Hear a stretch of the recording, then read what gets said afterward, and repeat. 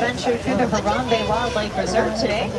Just a few safety notes before we head out. Keep your hands, arms, feet, and legs inside this vehicle at all times and stay seated for the entire safari. Hold tight to your loose articles as well, hats, glasses, cell phones, and cameras especially. If anything falls out of this truck on the reserve, I cannot stop to pick it up. It's also very important to remember to be respectful. We're guests in these animals' homes, not the other way around, and attempts to get them to come closer or look at you are far more likely to scare them away. For your safety as well as theirs, we definitely don't want to risk spooking them. But with all of that in mind, we're going to start making our way into the Little Ituri Forest.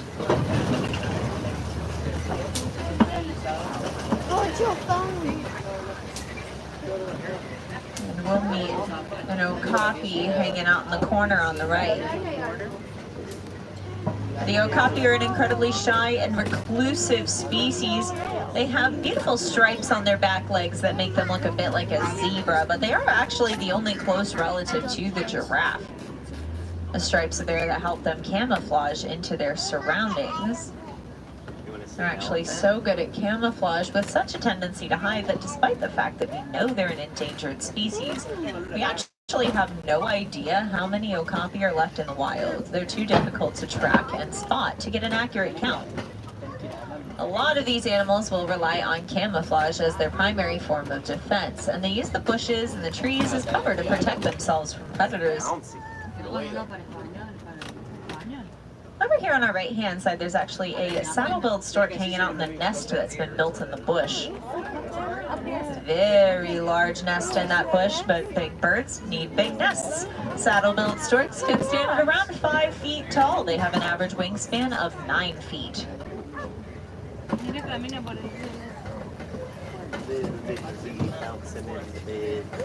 Looks like we're going to find some antelopes kind of up here on our right-hand side in the back of the hill.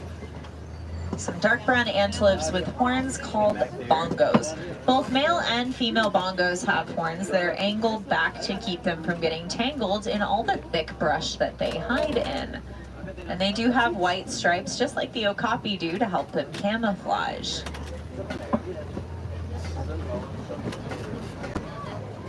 Now take a look over here on the left-hand side. There's actually a black rhinoceros napping back by the rock wall here, kind of hiding back there.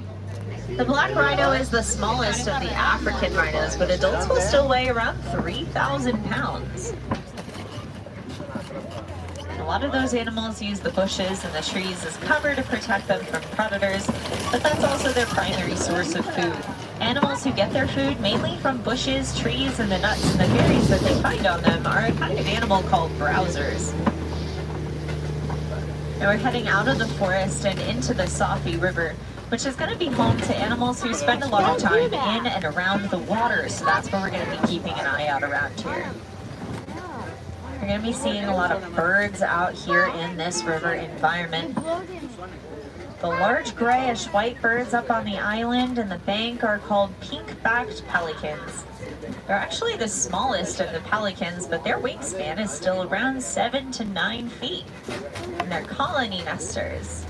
They live in groups that can number in the hundreds. It looks like over on our left we've got some hippos in the water behind the island here.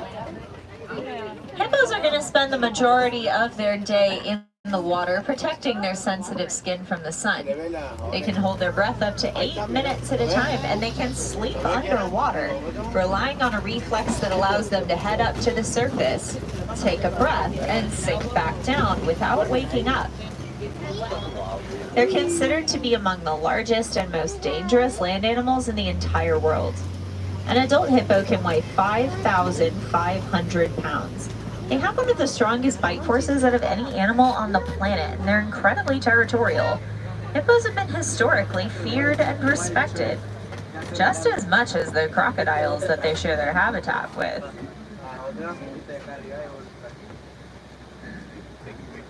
Specifically in ancient times, ancient Egyptians did need to be incredibly careful sailing down the Nile, because those hippos would consider their boats to be threats to their territory, and they could very easily tip them over.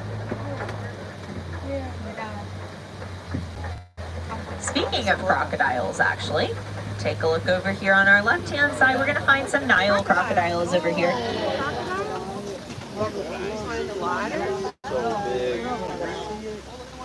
There are two different categories of crocodile, freshwater and saltwater. The Nile crocodile is the largest of the freshwater kind, but there are saltwater crocodiles that can grow to be at least 20 feet long. And trucks up ahead of us are traveling a little slowly. There are likely some animals hanging out in the road up ahead, so we might be hanging out here for a second.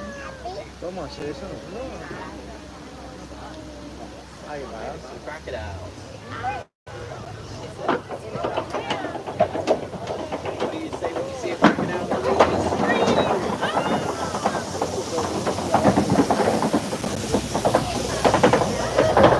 Crocodiles are what are called ectothermic animals, which means their body temperature comes from the environment around them, instead of being able to regulate it on their own. So they lay out in the sun to make sure they keep their body temperature up and to prevent them from getting too hot. They keep their mouths open as a way of releasing any excess body heat and leveling out their temperature.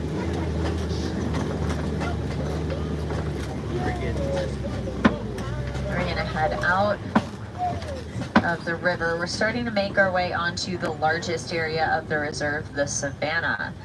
The savanna is going to be home to some of Africa's most recognizable animals, and to get an idea of what you might be seeing out there, you can use that animal spotting guide up on the canopy.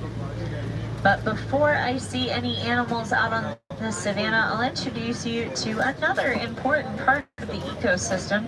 Over here on the right-hand side is a baobab tree. Often nicknamed the upside-down tree because it looks like their roots are always up in the air. They actually just go without leaves for 9 months out of the year to conserve water. They can store thousands of gallons in their trunks, which is super useful to the animals on the savanna during droughts. And for that, the baobab tree is also known as the tree of life.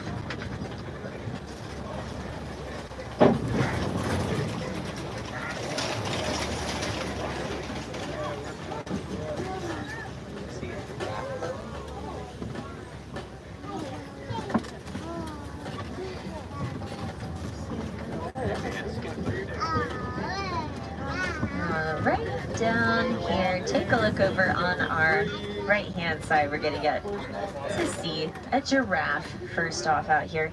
Now actually most of the animals out on the savanna are grazers, meaning they get their food from the ground and the grasses, but giraffes are browsers like the animals in the forest are. They eat mainly from the trees because they are the tallest animals in the entire world and the only ones who can reach most of these trees. So they are taking advantage of having no competition for their main food source, and they spend almost their entire day eating. Giraffes will eat for about 20 hours a day, and they only sleep for 30 minutes. Not all at once either. They just take little power naps throughout the day of about 10 minutes at a time, and they sleep standing up. Only 30 minutes for 24 hours. They don't really need to rest all that much because all they're doing all day is eating plants, so they're not expending a lot of energy. They keep a lot of that energy stored away to make sure that they can defend themselves when they're ready. There are some predators who live out here on the savanna. There's an African painted dog back in the corner on the left-hand side. You can see kind of napping in between all those patches of tall grass. They're all hiding behind the den here. African painted dogs, also known as wild dogs, are the most successful hunters on the savanna. They have a success rate of 80 to 90%. There's another one kind of napping back there in the corner too. A little difficult to see. They're kind of all hiding back there. And over here on our, hiding behind that bush there are some Ankoli cattle. Those ones can get to be about 6 feet long. Might look heavy, but they're actually hollow on the inside. side. And we got some sable antelopes over here as well. The sable's horns are designed for defense. They're very sharp and curved back to stop predators from jumping on their backs. They're not a kind of animal you want to encounter in the wild. Definitely not one to mess with. In groups, they have been known to drive off lions. A lot of these animals do tend to stick together in groups. They do that for safety in numbers. These animals can't rely on camouflage for defense. There's just not nearly as many places to hide. And an animal hanging out alone in this big open space is going to be a much easier target for predators. So they stick together instead and they protect each other. Coming up on a bunch more of our giraffe friends around here, we're also going to see another kind of antelope. If she doesn't cross the road, she'll be over here on our left. This is an eland. The common eland is the second largest species of antelope in the world, second only to the giant eland. Good giraffe. They can stand 6 feet tall from hoof to shoulder. But like most antelopes, they are still very good at jumping. They are capable of jumping 6 feet in the air from a standing position. Now, different kinds of giraffes are going to have different looking spots, and the ones who live out here on the savanna are Maasai giraffes specifically. These are the tallest subspecies of giraffe. Their spots are irregular in shape and size with jagged edges. They're on the taller end of 16 to 20 feet. And babies are born at around 6 feet. We got this one over here who's going to be using that super flexible tongue to reach out for food. Might be a little too tall even for you, buddy. Maybe try something a little shorter. Those tongues can get to be about 18 inches long. It's a trait that they share with their cousin, the okapi. Over here on our right-hand side, we got a whole group of zebras around here on the hill. Groups of zebras are called dazzles. Their stripes help them blend in with each other to make it difficult for predators to single one of them out of the group to attack.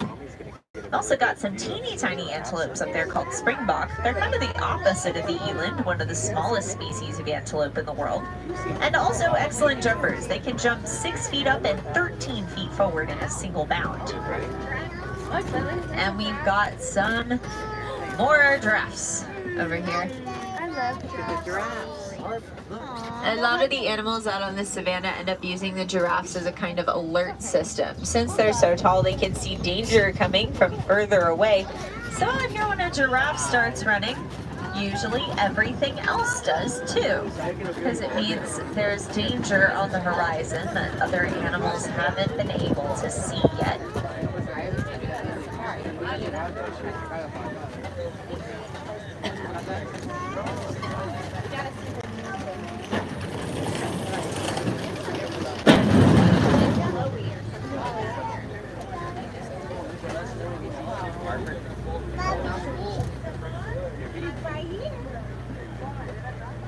Oh, there you are. Over here on our right-hand side. Oh, you got a stick. Coming up on our first glimpse of African elephants. Our friend over here does, in fact, have a stick to play with, which gives us an excellent demonstration of how flexible their trunk is. Elephants' trunks are prehensile or independently flexible, and they use them for a lot of different things. Like playing with sticks. They are incredibly flexible and strong. There are actually more muscles in those trunks than there are in a human's entire body. And they act as a kind of fifth limb and a grabbing device. So they can pick up things and bring them up into their mouths.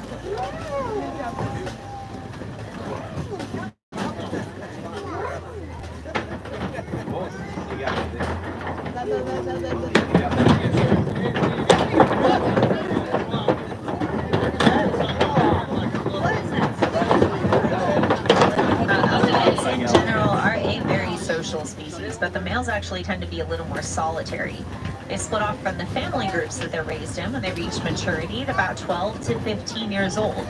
They either start to live a completely solitary life or they form smaller bachelor herds with the other males.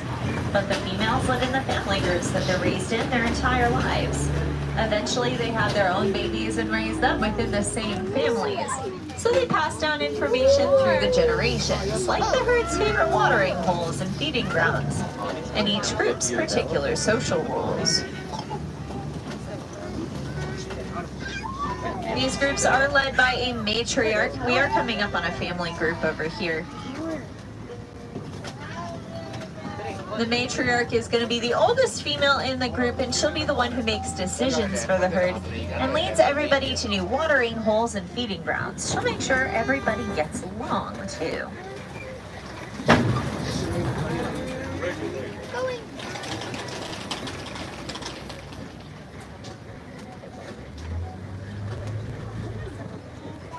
Now keep an eye out. I see a baby. Do you see that teeny tiny little nugget? Oh my gosh, she's so little. She's doing so well learning to control all those muscles in her trunk. Developing those skills, just like how human babies have to develop fine motor skills, baby elephants need to learn how to use their trunks. And she's using her trunk to pick up a small stick. Oh my goodness. As she looks absolutely teeny tiny, almost like you could pick her up and give her a little kissy on the forehead. But anything would look small next to 10,000-pound mom. She is about 2.5 months old, and she weighs about 300 pounds. And they do grow pretty quickly, but also they have a lot more to grow. Reaching maturity at about 12 to 15 years old does mean that they have the longest childhood out of any animal except for humans. We're going to circle around a flamboyance of greater flamingos here. These are the largest and lightest pink of their species, but no flamingo starts out pink. They all come out of their shells looking a bit like little gray fluff balls. The color starts to develop at about 3 months after they hatch. It comes from beta-carotene, which is found in brine shrimp and algae, which is most of their diet. So the more they eat, the pinker they look, and they won't look fully pink like adults until at least 2 years.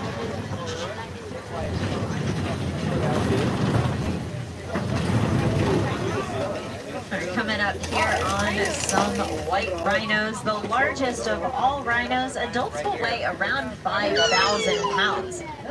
Babies do gain weight pretty quickly, about 2 to 4 pounds every day, and the smaller one over here is actually about 2 years old, turned 2 back in September, and he already weighs over 2,000 pounds.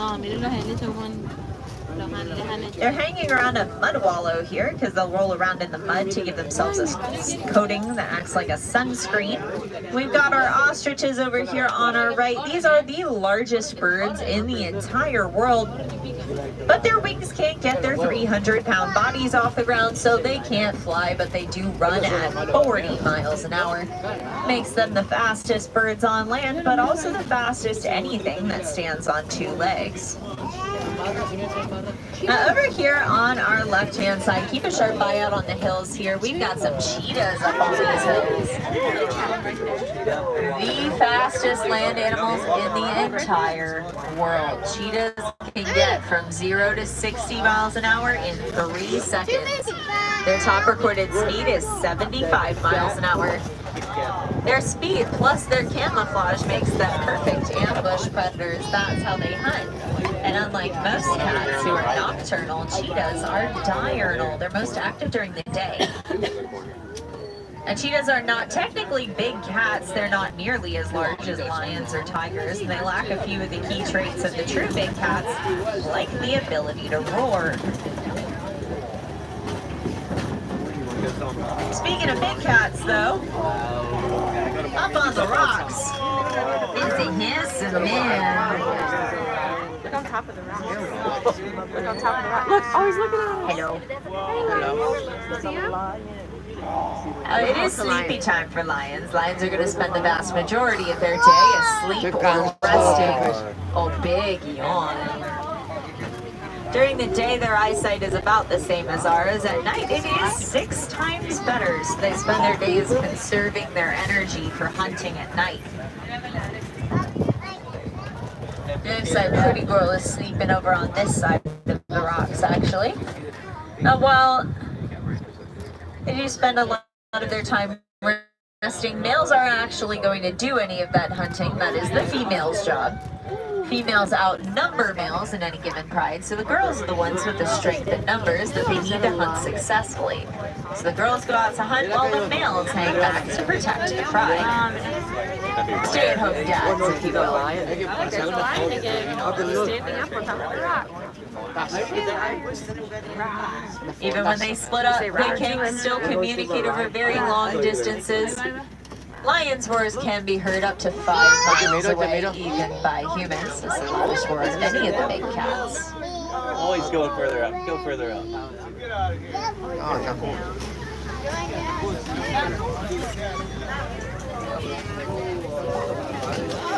the corner over here, the holes in the ground up front are warthog burrows. There is a warthog taking a nap back here. Just kind of to the right-hand side of this tree. Looks a lot like a very hairy rock. Blends in pretty well to this environment. Warthogs are the largest burrowing animals in the entire world. Sometimes they dig their own burrows, laying next to the rock on the ground. Finders keepers situation, and they steal them from other animals. I'm actually gonna see if we're gonna find some more of those warthogs over on the other side of this habitat. Audie, you can see him right here now. See his backside here? Oh yeah, there's the other two. See the rock, the tree, and then the rock? And taking It's their him. naps. It's just laying The there. warthogs will actually have 2 sets of tusks. They use the longer set on the top half of their jaw to dig, and the shorter, sharper set on the bottom half of their jaw for defense.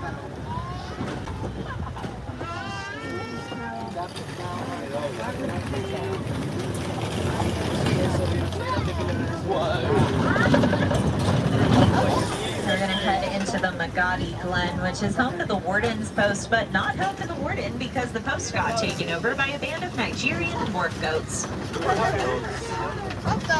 And the goats are adorable little guys.